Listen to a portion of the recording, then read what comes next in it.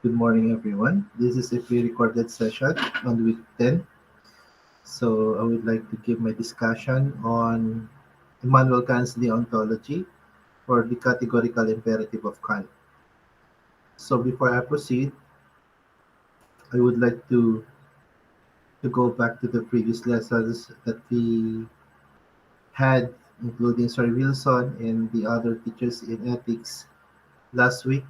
Especially last week's module was all about St. Thomas Aquinas, natural law, and it's very important to know the connection between these people, these philosophers, starting from Aristotle, week 8, week 9, St. Thomas Aquinas, to at present, which is the categorical imperative of Kant.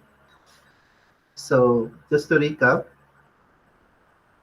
St. Thomas Aquinas, Aristotle, especially Aristotle, wanted every human person to develop in them virtues for them to attain eudaimonia. So that's very important.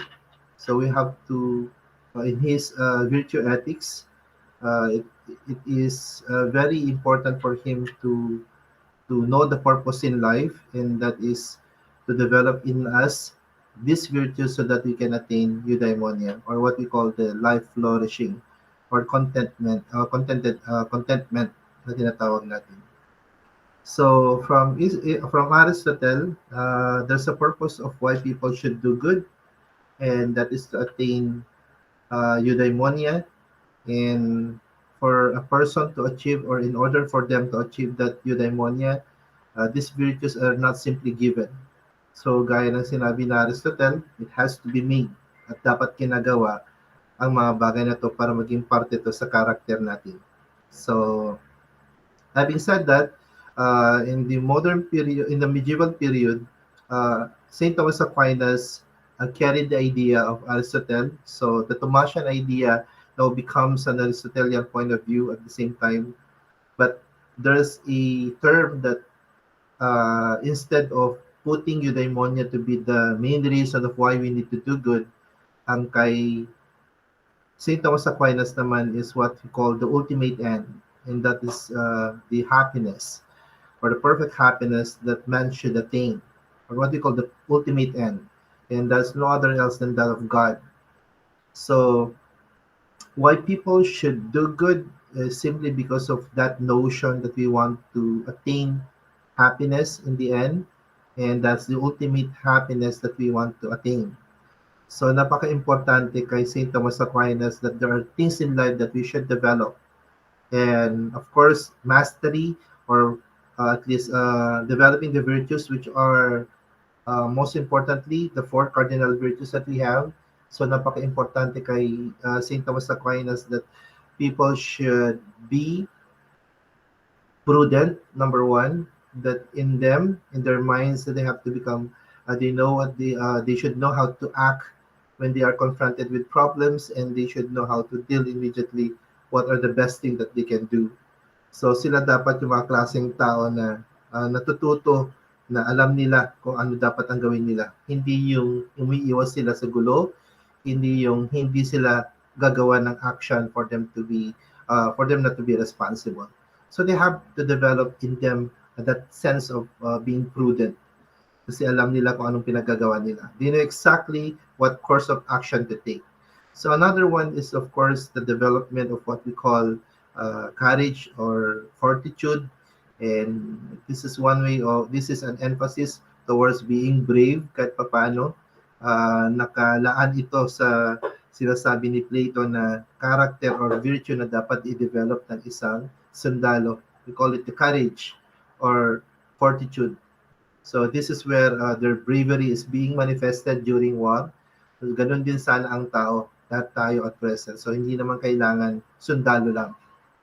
So it's very important also for humanity, or for every human individual, to develop in us this kind of character.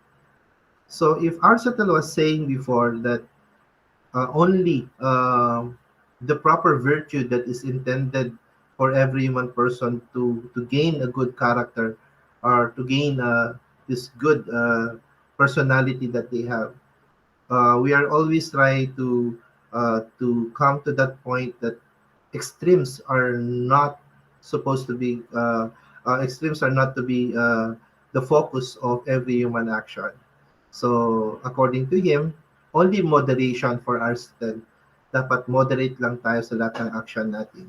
So if sa mga patalastas, in those advertisements, we have that what we call drink moderately. I think that's an Aristotelian point of view. I mean, my point is, bawal ang sobra, bawal din ang kulang. Yung saktong timpla lang, parang kape, you know? So, that's exactly what Aristotle is. And I think I couldn't agree more to Aristotle simply because he wants something that is proper timing, proper action, right effort, and so on. Hindi yung sumusobra. So, I understood what's the point of Aristotle. Why is it that sa isang tao kailangan niyang balansein lahat ang action niya? Because a person should not always be putting his emotion immediately by their action. And this is the reason why he gave you that example, that task sa number two, week two. I think that's this is what we call the learning task two. Is all about that person who who felt okay betrayed when he witnessed or she witnessed the partner having relationship or having sexual intercourse with someone else. So ano naman siguro ito yung kailangan kinokontrol natin, sabi ni Aristotle, ang emotion natin so that we cannot become responsible or culpable of our actions. So, pag nahuli mo yung asawa na may katalik na iba in your own house, of course, the idea is that you immediately get angry, the ignited emotion, and that antecedent passion suddenly came, okay? Biglang lalabas yan, magagalit ka, or possibly out of that antecedent passion, there's a tendency that man can do the worst thing ever, and that is pwedeng mapatay niya yung dalawa or yung isa lang, but still the person will do such a crime, magkakasala siya, and that is what we are trying to avoid. So since we are studying ethics, we are trying to study how actions are being taken into consideration by these philosophers, and I think Aristotle really gave us a very good idea about that, and that's a good idea to always try to develop these virtues at the proper timing or in a moderation part. So, hindi rin okay kay Aristotle if someone suddenly na allowing their emotions to be the one taking charge in their actions. Yun yung nagiging problema na nakikita natin pag nadala tayo sa antecedent passion, na biglang magagalit tayo agad bago tayo bumalik sa proper senses natin. So, before it's too late, that we come to know that what we have done is wrong. So we are trying to understand in ethics in what way that a person becomes liable and responsible for their actions. Since yung nagiging concern natin sa ethics, and I think Aristotle is also giving its best to develop in us this good character. Kasi ang sa Nicomachean ethics niya, in that book that he has, I think it is in his work in the Nicomachean ethics where he developed also, or he emphasized deeply, this what we call virtue ethics, which is a character base. So pansinin nyo, even in our own literature, pati na rin sa tinuturo sa history natin. Sometimes we came to know about, lalo na sa literature natin, about biyag ni Lamang, and one of the things to show that the person is strong, that the person is a man, ang pagiging tao kasi noon ay, lalo na yung time ng ancient philosophy, is that ang pagiging tao ay yung pagkakaroon ng virtues at pag-develop ng mga virtues na to, gaya ng prudence, temperance or courage, fortitude, courage or temperance or justice. Itong apat na to, prudence, courage, temperance, and justice. So these four should be present in man so that he can be called man. So gaya ng sinabi nga natin sa discussion natin sa week 4 ata, kay Martin Heidegger, we mentioned that um, na man is Dasein, but Dasein that does not necessarily mean man. Ibig sabihin na ginagawa ang pagiging tao. Okay, you have to make, ito yung sinasabi din ni Aristotle na we have to make that character. We have to make it as part of us. So, hindi kasi kusa binibigay ang pagkatao nung tayo nag-exist, lalo nung namulat tayo sa mundo na to. So, we were not able to see uh, our worth yet until we find and we give effort into that. So this is the same encouragement of Saint Thomas Aquinas last week sa discussion namin na Saint Thomas Aquinas was saying that there's a purpose in life. So ito pa rin, since Aristotelian siya, the same idea of what Aristotle is saying and other philosophers were saying, that man should develop in them this good character through habit. So it has to become habitual. That once you develop this habit, it becomes a matter of disposition. It becomes a part of your character. So whatever you dispose in public, yourself in public with all these actions, it reflects your character. So anong sinasabi ni Aristotle sa kanyang St. Thomas Aquinas? Then make sure that you don't do these things. You only don't do good things only when it is necessary. You don't. It means that you don't only do good things when it is occasional. So I do hope that that's not the point why people should do good. So gaya ng sinabi ni Aristotle that you should be, in order for us to reach eudaimonia, yung kontento ka na sa buhay mo. Okay, that's eudaimonia. That this, when you reach eudaimonia, it means you have to work hard for what you seek in those ends. So may mga bagay na gusto nating makamit, and that's the goal that we want to attain. So we'll do our best, very best to attain that. So we have to focus on that. So let's dispose ourselves in doing those for us to develop the character.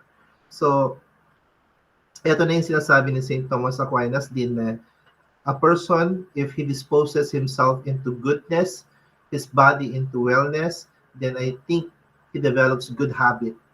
At ito yung development ng good habit, which is what we call the virtue na tinatawag ni Aristotle. So sabi din ni St. Thomas Aquinas that if a person develop in himself or if he disposes himself into illness, at gaya ng paninigarilyo sa katawan, when you speak of the body itself, if we dispose ourselves into illness, then we are developing this what we call vice or bad habit. Itong tawag nating vice, according to St. Thomas Aquinas. So let's get rid with the idea of the bad things or with the bad acts. This is the reason why St. Thomas Aquinas' natural law or the lex naturalis, the divine theory is saying that man should dwell to what is moral. So that is what natural law is saying. Ang sinasabi ng natural law that we have to avoid sin and we have to do good. Okay, so do good and avoid sin. So a person should be able to develop in them good character, and it should be part of their character after doing these habits, because a habit is a kind of a disposition that disposes a person into wellness or into illness. But what is encouraged by this natural law is that it encourages us to do the good and rather to despise the evil acts. So, dapat tingnan natin yung mga bagay na napaka-importante sa atin, which is very significant, that is related to our life in our moral development.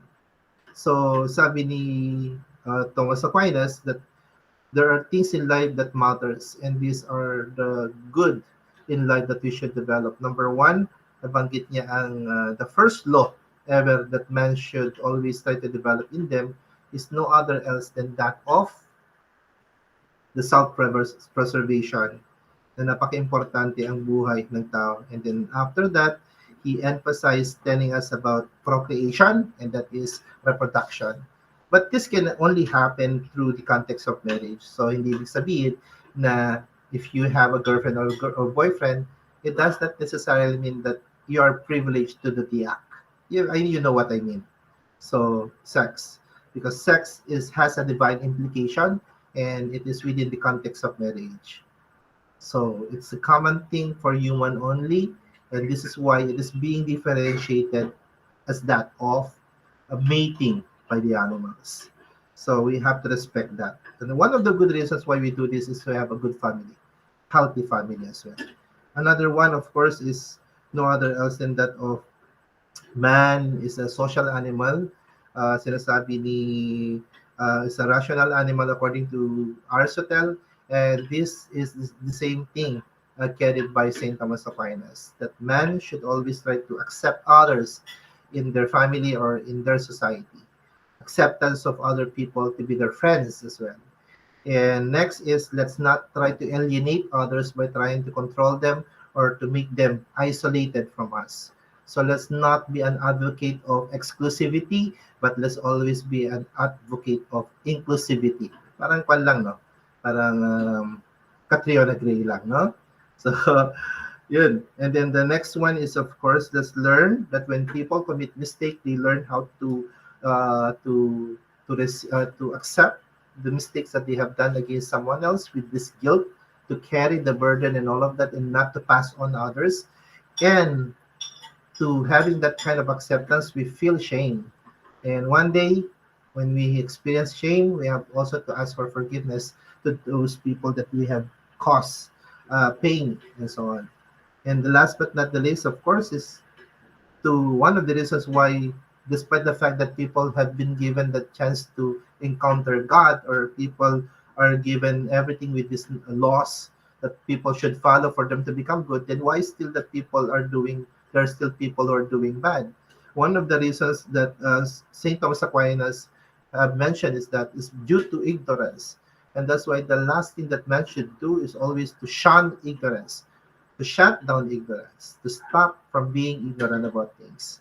And I think this is also in relation of the words of Socrates saying that man does not do evil volitionally, that man does things only through circumstance. And one of the circumstances that man does not do evil intentionally is simply because of ignorance. So dahil dun.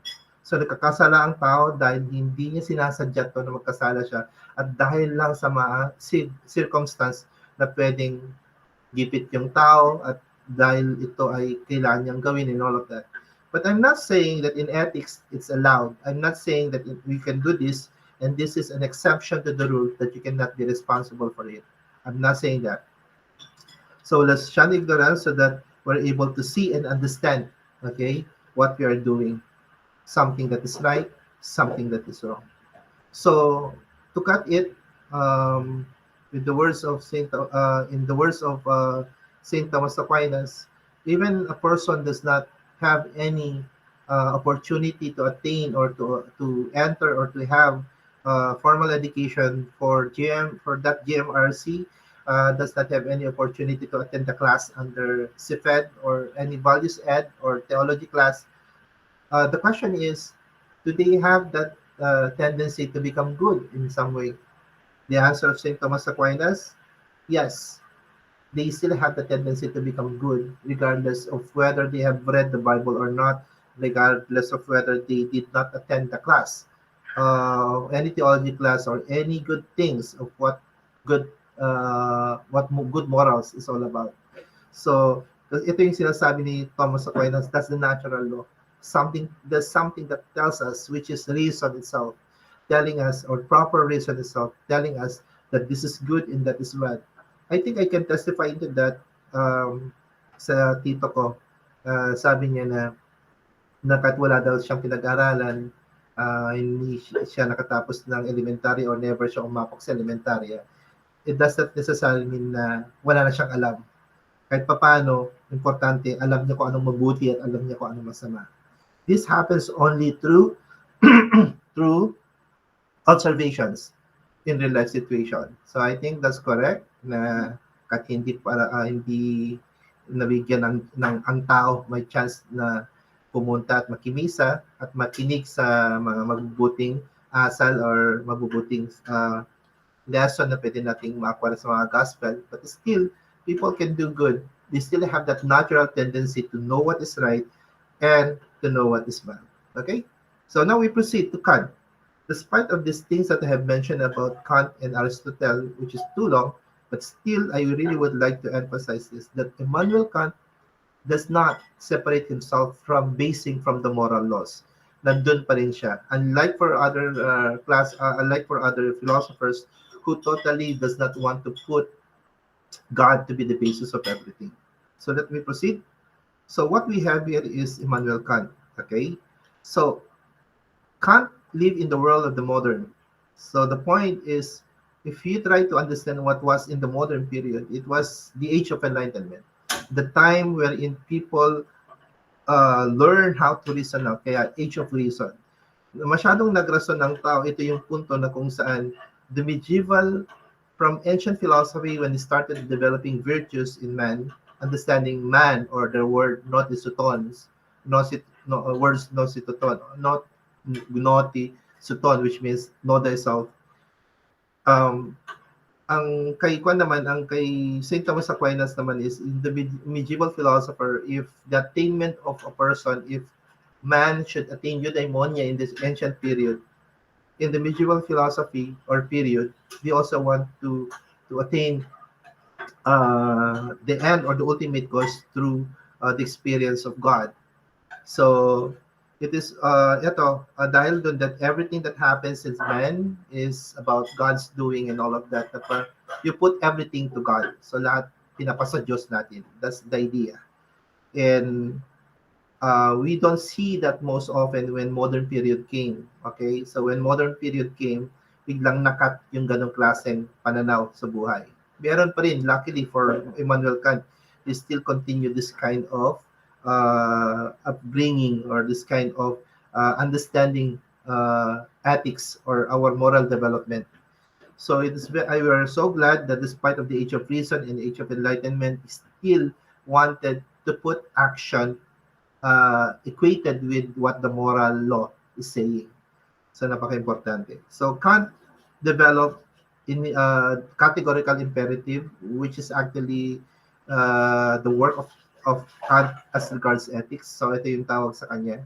Ito yung deontology niya, itong categorical imperative. So meron din siyang work na critique of pure reason that focuses more on his epistemology. So at that time siguro nakita niya na ang buhay ng tao, may mga tao na who becomes ruthless about their lives, who becomes wicked in their way of life. So he said that life is an absurd and a meaningless one. Like Martin Heidegger, I think Kant is also a German philosopher. So itong mga German philosopher natin ang gagaling, and they were so superb in thinking. They're so good in their ideologies and philosophies as well. Kant believed that morality can be summed up into one ultimate principle. Okay? So ang moralidad, pwede lang niya daw isum up into one basic principle from which all of our duties, okay, lahat tayo, pati may obligasyon natin, ay nakasalalay. So what is this that he called? He called this the principle of the categorical imperative, yung binanggit ko kanina. So lahat can't believe that people's duties and responsibilities and even their obligations is derived from this perspective, from this principle, the categorical imperative. So what's this categorical imperative anyway? So in the foundations of metaphysics and of morals, he expressed it like this. So according to him, act only according to that maxim by which you can at the same time will that it should become a universal law without contradiction. So, anong ibig sabihin nito? So, this best explains the categorical imperative of Kant. So, Kant is saying that if morality is, if our duties and obligations is based from this principle of categorical imperative, it means to say na ito yung basehan ng paggawa ng mabuti. Na bago ka gumawa ng isang kabutihan, alamin mo muna kung ang duty na ginagampanan mo ay ito rin ay ikakabuti din ng ibang tao. So as long as this idea or what you're about to do has something to do with the moral law, as long as does not contradict with the moral law. So pag ginawa ko to, isipin nyo na pag ginawa ko to, pabor kaya ang ibang tao pag ginawa ko to, okay ba to sa kanila? Kasi if I try to universalize a bad action, then as if pwede lang gawin ng ibang tao at lahat ng tao ang ginagawa ko. So let me continue this. So this is what Kant called the universalizability principle. So nakakatangkis, universalizability principle, na dapat pag gumawa tayo ng mabuti, isipin din natin na ito ay kagustuhan din ng iba na okay din para sa kanila. So it's the word universal na tinatawag. So a maxim is just a rule or principle of action, and universal law is something that must always be done in similar situation.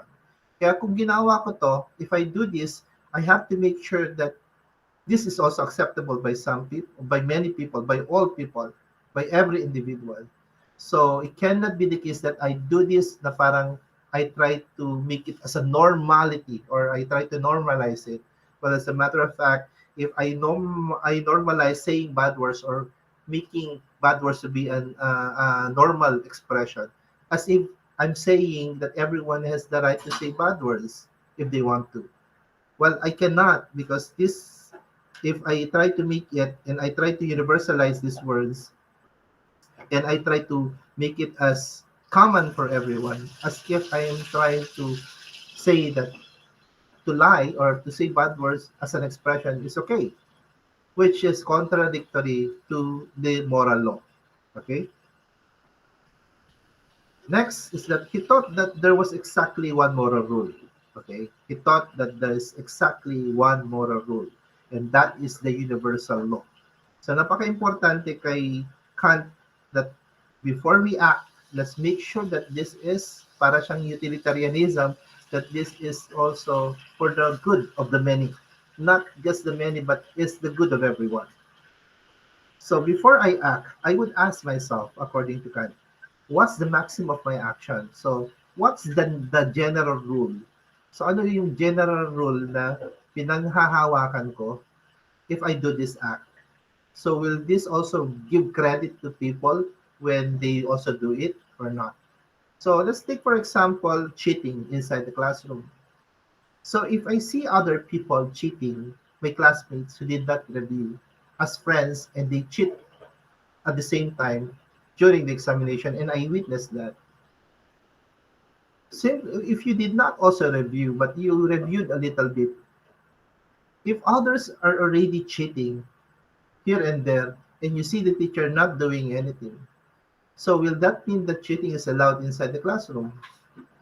If one day, if one time and at that time, you cheated also, then suddenly the teacher caught you, at ang rason mo is, kaya ko lang naman po na nagawa sir na nag-cheat kasi yung iba sa amin nag-cheat na rin kasi. If I made that reason that I cheated simply because I saw many people here cheating already and you don't mind a while ago, so I thought it's okay. As if you are trying to universalize cheating simply because other people are doing it, which is wrong.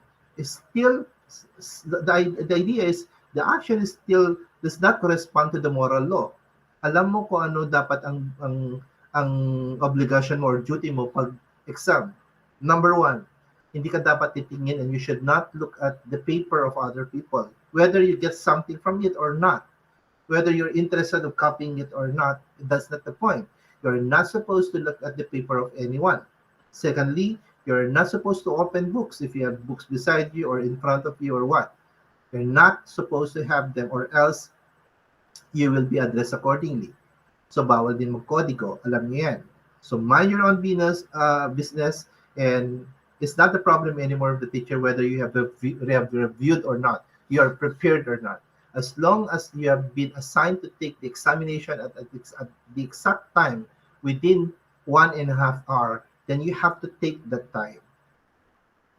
If students were not able to review very well, then good luck.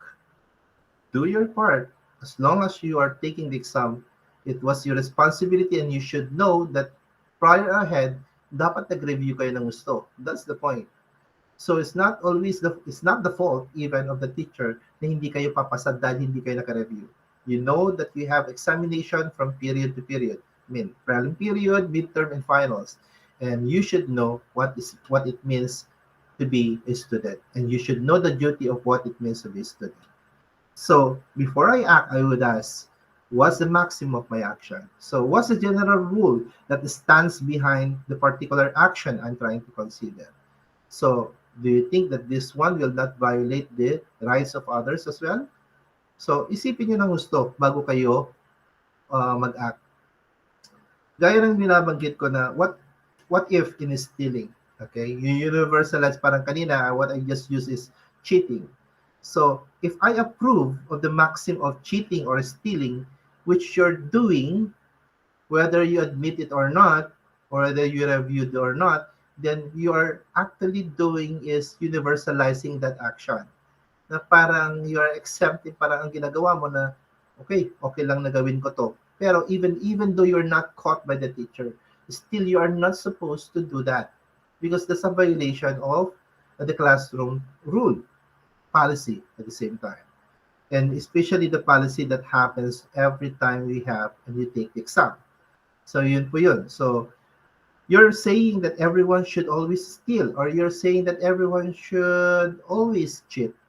Kasi you allow it yourself. Pero hindi mo ba naisip, yun din naman ang sinasabi ni Kant, that when you cheat and you take answers as simple as that and you open book as simple as that, did you ever think that other people are trying their best or other students are trying their best to review very well and take that time, exact time, and there's no way for them to cheat na parang, would you think that that's fair for them?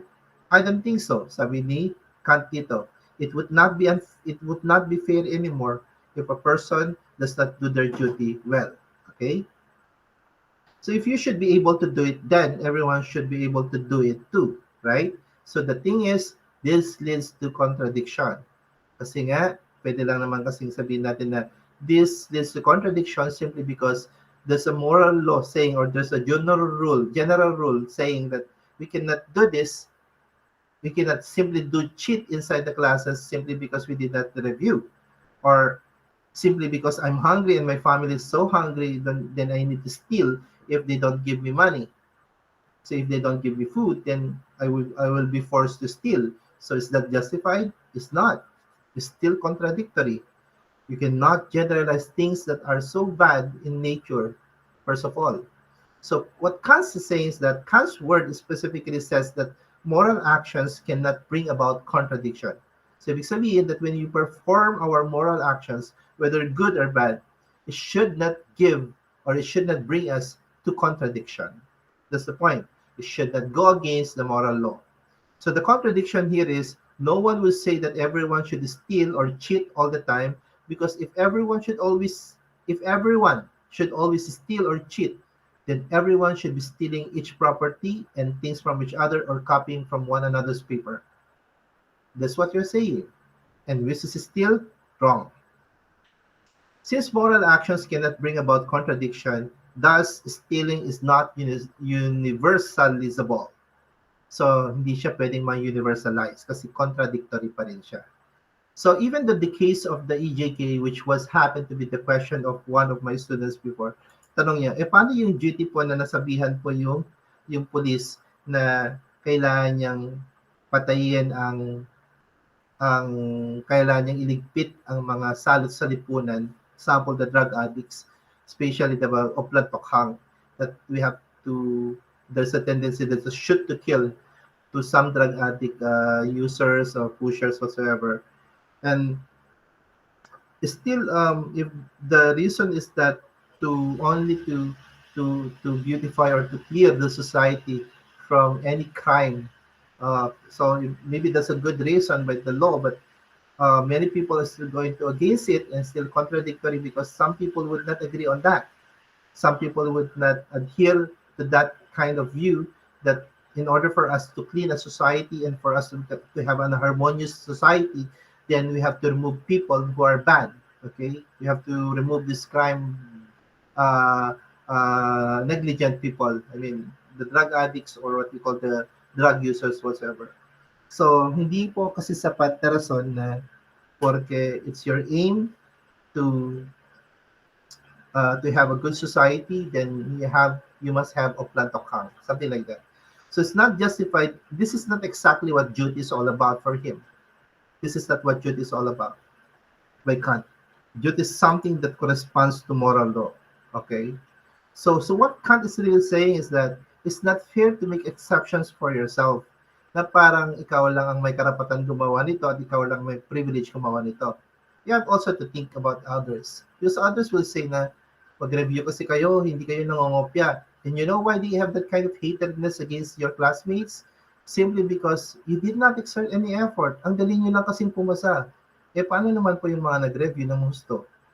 Do your responsibility and your duty. Okay? Naisipin nyo din na naghihirap yung iba para lang pumasa. So paghirapan nyo din naman ang grado nyo, mag-review din naman kayo ng gusto. That's the point of Kant here. So no one should be exempted. Moral rules apply to everyone. Please take that note. Moral rules should apply to everyone. Equally sounds nice and fair. That should be equally nice. This one basically sounds nice and fair according to Kant, which is true. So Kant believed that we are not permitted to do is to violate the moral law. Yan yung isang bagay na hindi mo pwedeng sawayin. And that is to violate the moral law. You should always follow the moral law. So there are two formulations here. The first formulation of the categorical imperative is about the universality of our actions. Diba? Isipin mo na pag ginawa mo to, dapat ito rin ay mabuti para sa ibang tao at katanggap-tanggap din sa ibang tao. Because it should be universal, right? So act so that you treat humanity, whether in your own person or that of another. So the way you treat your person, isipin mo kung deserve mo ma-respect, ganun din naman ang ibang tao that they also deserve to be respected. If you want to be respected, the same thing, you also have to think that other people like you also want to be respected. Isipin nyo lagi yun, and that's what Kant is saying. The second statement, which is always as an end, when you treat people, okay? So when you do good things, yun ang sinasabi ng unang statement natin, you have to think as if this thing is accepted by everyone. So, kung nirespeto ko ang sarili ko, gawin ko yung duty ko, ganun din, gawin din niya yung duty niya para para okay ang mundo, para harmony tayo, harmonious relationship tayo. That's the point of Kant. So, the next statement is always as an end. Treat another person always as an end and never as a means only. So, there must be, I know that ang kay Kant, anong ibig niyang sabihin that you should treat the person as an end, but never as a means. So tingnan natin. The second formulation focuses on how we should treat other people. How at paano ba dapat niya trato ang kapwa natin na tao? So to use something as mere means, pag ito, tininato mo yung tao as mere means, is to use it only for your own benefit. Okay? This is one way of saying that a person only talk to that someone or only mind that someone at that time when he needs something from that person. So ano yun? Kilala mo lang yung tao kung alam mong may pera, pero pag walang pera, hindi na. That's exactly the point, that you are able to manipulate and use and objectify people as if they are not humans. Ano naman siguro ang mararamdaman nila kung alam nila yung totally na purpose mo? Kung bakit mo siya kinakausap. Only to come to think of it, na yun pala, kala mo, okay, kayong dalawa, only to find out he can use you. So this is exactly what Kant is saying. That's not allowed. So dapat hindi ganun. So to use something as a mere means is to use it only for your own benefit, with no thought that the interest or benefit of the thing you're using. So paano naman siya? Okay? So you're becoming dishonest to that person. So it's perfectly fine to use things as mere means, but not the human. Pwede mo gamitin ang mga bagay as mere means as to objectify it kasi nga they are object in themselves, di ba? But humans also have their own ends, like you. So itrato mo naman sila. Huwag mo naman itrato sila na parang you objectify them and you use them as if they are worthless. That's the point of Kant. So Kant is saying that you should never use another person as a means, rather you use people as a means for your own ends every day. Example, paano niyo ako ginagamit? Okay lang naman na gamitin ang tao sa tamang paraan. And right now, you use me to gain information, right? So, gamitin niyo si Sir Wilson na mag-lecture para makagain kayo ng information. So, that's exactly what we mean here. But what he says is never treat yourself or any other person as a mere means. Yun yung punto, as objectifying people. So if you treat someone as a means, make sure to treat her as an end in herself. Na isipin mo din na tao siya gaya mo. So, fair lang dapat ang respect mo sa kanya. Isipin mo din kung okay para sa kanya yung gagawin mo. So, that is respect her as an agent with her own end or purpose din. So, and with respect to rational consent, kung ito ay tatanggapin niya o hindi, yung isipin mo din kung ito ay tatanggapin niya yung gagawin mo o hindi sa kanya. So, whether, in order for you to determine whether you treat the other as a mere means, you need to ask only this, and would this person rationally consent of being treated as such? Tanungin mo kaya sarili mo, kung ikaw, sa'yo ko kaya gagawin yun. Yun yung kaya nga, yun yung sinasabi natin sa ibang tao. Lalo na yung mga guilty dito sa bagay na to. Of treating the other as mere means. Kung gawin ko din kaya sa'yo. Kung gawin ko din kaya din to sa'yo. Magugustuhan mo kaya? Hindi ka rin kaya masasaktan? Yun yung sinasabi ni Kant. Iisipin mo yun. What if gawin din niya sa'yo yun? Would you like it? Would you appreciate that? You will not be hurt? Of course you will get hurt. You will feel bad about that. Well, I thought I'm your friend, only to find out you're not your friend. You just use me. That's the point of Kant. Okay? So we use other people as a means for something, yes, but not as mere means. So we still recognize their humanity, their essence, their importance and significance as people. So when we use them and when they agree to being when they agree to being used. So tignan natin kung okay lang sa kanila na gamitin sila. Okay? Not in a bad sense but in a good way. Kung paalam pa rin naman tayo. So okay lang ba na magpatulong sa'yo when we need help from other people and then we still seek their permission, right? Pero pag pumayag naman sila na okay lang na gamitin mo ako kasi alam ko kasi gawin yan.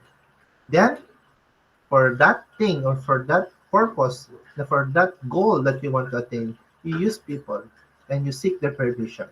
So sana wag po yung punto na kung saan saka lang natin sila magagamit kung may kailangan tayo. So we all deserve to not be used as mere means because of our humanity, because of our autonomy na bilang tao. So dito niyo makikita lahat sa deontology ni St. Thomas, ni Emmanuel Kant pala, sorry. Kung ano tong deontological ethics ni Kant. So ethical theories that place emphasis on the relationship between duty and the morality of the human act. As long as the duty corresponds to the moral law, then that's good. If it does not, then it's contradictory. Sabi ni Kant. That's the point of Kant. So morality is a matter of duty, according to him. So it's a matter of duty, according to Kant. And whether something is right or wrong, according to Kant, this does not depend on its consequence.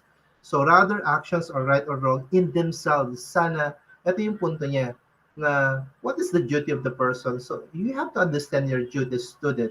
You have to understand your duty as teacher. So you're not doing good as a teacher simply because of only as to get good evaluation. You're not doing good only as a student for you to be praised by your teacher. One of the thing is that ginagawa lang kasi namin yung karapatan namin bilang teacher kasi this is exactly our role to be as teachers to students. Okay, to give you informations for you to open your eyes that there are a lot of things that you should be wondering about. So, hindi po namin ginagawa to para lang sa evaluation sake. Pero kasaling-kasali na kasi yun talaga sa trabaho namin that we have to do this.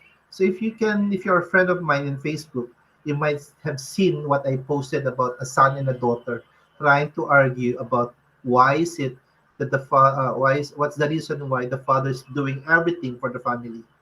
Ang sagot ng anak kasi, sa tingin mo, anong kumakain ka sa bahay, natutulog ka sa bahay, binabayaran ko yung mga bills natin sa kuryente, and ako yung nagluluto, nagtatrabaho ako sa labas, naghihirap ako magtrabaho para lang sa family natin. Sa tingin mo, anong reason kung ba't ginagawa ko yun? That's the question of the dad. You know what's the answer of the son? Maybe because you like me. Natawa yung tatay. Maybe because you like me. So you mean to say, pinapakain kita sa bahay, pinapatulog kita sa bahay, you're still under my obligation and still you have to pay respect by saying po or opo sa akin or by responding to me, yes sir or what.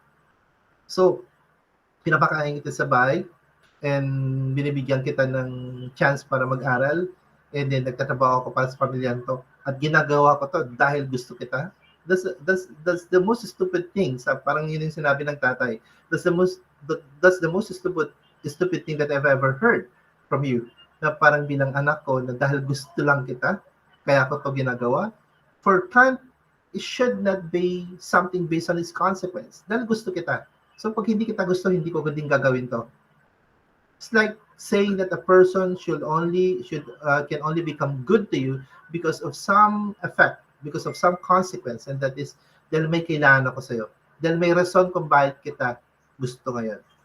Pag nawala yung gusto ko na yun, wala na rin yun. If that's the case, then you're not doing it good. This is not what duty is all about. Duty is something that corresponds to the natural law, yes, to the moral law, yes.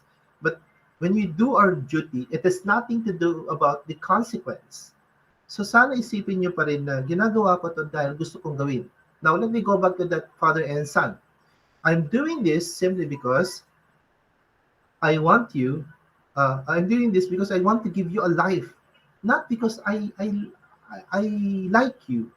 I'm doing this because it's my responsibility as a father to work hard for this family, to give life to this family, for us to have food for this family. And it's my responsibility. I don't need to like you just to give you this. Because as a father, I have a task, I have a duty to protect. And this is my family. I need to protect my family, so I need to work hard. Period. There's no other reason. If the only reason is that when you only need and you treat people as mere means, there's a reason and there's a consequence why you only do this. Not because I like you. Not because I like you. That's the point of Emmanuel Kant. Next. So there are general duties towards anyone, according to him. So each has duties regarding our own actions. So lahat tayo may kanya-kanyang duty na kailangan gampanan. Bilang tatay, bilang anak, bilang asawa, and so on. So duty is not based on what is pleasant or beneficial. So I'm not only doing this only to please you. So if politicians these days is coming and since election is fast approaching, are doing this only to please you, then what they're doing is not genuine. What they're doing is not pure from their heart. So hindi sila totoo sa mga pinagagawa nila kasi nga puro pakitang tao lang. So hindi ito mabuti para kay Kant. So what Kant is saying is that when we perform our duty, make sure that we do not base it from what is something pleasant for them to see. So kinagawa ko pa to para lang maganda ang tingin nila sa akin, then that's not the case. Then that's not duty at all. It's contradictory to moral law. It's not even good in itself. So duty is not based on what is pleasant or beneficial, but rather upon the obligation itself. It is an obligation itself. It is what it is. It is what it is. So it is my duty to do this. Hindi dahil kung anong rason. That's the point. So in that deontology, an action is considered morally good because of some characteristics of that action itself. Kasi it's the best thing to do. It's the right thing to do. Sa tingin mo bakit ko tinulungan? Hindi para magustuhan niya ako. Kasi yun yung pinaka the best thing to do. Kasi kung may tao na alam ko nakita ko na kailangan niya ng tulong ko, then I have to help the person because he needs the help. I'm not saying that para magustuhan niya ako, para in love siya sa akin. I'm not doing that. If only naging kayo simply because of pretensions. Okay? If only naging kayo simply because of lies, then I tell you, when you found the truth, you will not like it. Hiwalay mo agad kat ang dami nyo nang numpisahan. Kasi nga, everything was a lie from the very first start. So you only do things because it's the best thing to do. Okay, when you love someone, there should be no other reason than that I really love you as the only good thing. Bakit kita gusto? Dahil gusto kita. It's not for some reason, hindi dahil sexy ka, hindi dahil and all of that. Maybe kasali yun, but that's not the main reason why people have that affection towards the other, right? So you are duty bound to keep your promise, to be faithful to your wife or to your girlfriend or boyfriend, even if more attractive people or person comes along. Tandaan niyo yan. You are duty bound to always tell the truth, even if it costs you a job. Now, will you able to sacrifice that? Na kailangan mong mag-witness, pero pag nag-witness na, matatanggal ka. People still do their duty. Nangyari yan sa University of St. Louis. Tinayo nila kung anong dapat. Pinanindigan nila kung anong dapat. In exchange of that, if they don't fight for that, they will still retain in the school. Pero ano nangyari? They fought for what is right. And that's the duty that Kant is saying. Na kahit ikakatanggal nila, sige, ituloy nyo kung anong gusto nyo na tama, pero after that, wala na kayo sa school. Fine. Because it's the best thing to do because they have that right. That's the best thing to do. So kung alam nyo sa atin, maprinsipyo pa rin dapat, a person should always take that legacy. Should stand for what is right still and not in exchange of something else or whatever. Okay? So sana ganun. Next. So what's Kant's duty and goodwill? So Kant argues that no consequence can have fundamental moral worth. The only thing that is good in and of itself is the goodwill. So sana it's a goodwill. It's a good thing to do. Yun yung goodwill. Sana ito yung alam nating tama. The goodwill freely chooses to do is moral duty. Nakusa tong nagsasabi na ito yung kasi yung tama, kaya ito yung ginawa ko. That duty in turn is dictated solely by reason. Kaya nga hindi rin niya natatanggal dito ang proper reasoning at tamang paggamit ng utak. So the goodwill thus consists of a person's free will motivated by reason. Kaya firm na fear ang mga taong gumagawa ng duty sa tamang paraan. So what is duty according to Kant? Kant's theory is an example of the ontological moral theory na banggit natin to. According to these theories, the rightness or wrongness of actions does not depend on their consequence, nulit na naman, but on whether they fulfill our duty. So you ask yourself, am I performing my duty very well? Tanungin ko sarili ko, am I doing my task as a teacher good? So, imagine nyo na lang ang classroom kung merong CCTV yan. Do you think that I will perform well? I will do my duty well for me to I will do my duty very well. Hindi. I will only do good simply because there's something there trying to get my moment. So my CCTV dyan, for sure I act because of that CCTV. I'm not doing it good because it's my duty to do good. I'm doing good because there's something there na nagre-record sa akin. So I only act because of that and not because it's my duty to give information or to become responsible as a teacher towards my student. So Kant believed that there was a supreme principle of morality and he referred to it as the categorical imperative. So ito yun, to act out of goodwill for Kant means to act out of a sense of moral obligation or duty. So please be one. So will is good when it conforms with the moral law. Yun yung sinasabi natin. So anyway, ito lang naman yun. So the goal of humanity is to achieve perfect happiness and virtue, or what we call the summum bonum, according to Thomas Aquinas, and believe that an afterlife must exist in order for this to be possible, and that God must exist to provide this. And so on. So, ayan my case so far. Ito yung categorical imperative. No need naman to explain a lot about this. So always remember this. What does Kant want us to do? What does Kant want us to do? So Kant wants us to see what is the best thing to do when we know to know what is the right thing to do, and not for any other reasons. If we have been given the chance to perform a task, to perform a duty, then do it well. Go straight to that duty. Well, if you know that this will always be something against or contradictory to a moral law, then don't do it according to Kant. Take a look at those people, especially our politicians now. They will do everything. They do good only for one reason. There's a consequence of that. of why they helped us last typhoon or calamity. They were here simply because of not of that duty, but simply because of that. That next time we will vote for them. That this coming next election, we have to vote for them. Kaya ang statement nga nila is, Cagayanos, huwag niyong kalimutan yung tulong na ibigay sa atin, na ibigay namin sa inyo. What is that supposed to mean? Ano, mag-aakan na? Maniningil na? This is exactly what Kant is saying. Now, ang daming mga netizens ang nag-respond when this politician mentioned this. Why? Because as if there's a payment for what they have done to us. So, ang daming nag-react at ito ang sabi. That's your job and that's your responsibility and that's your duty.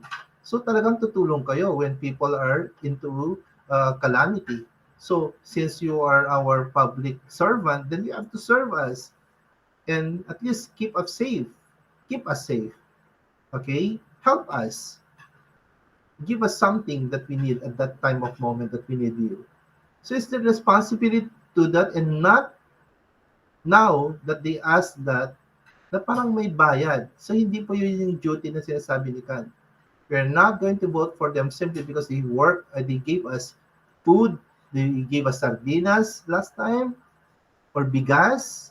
These are not reasons why we should vote them. Of course, bilang voter and citizen ng Pilipinas, iboboto natin yung alam nating dapat pa rin para sa posisyon na yan.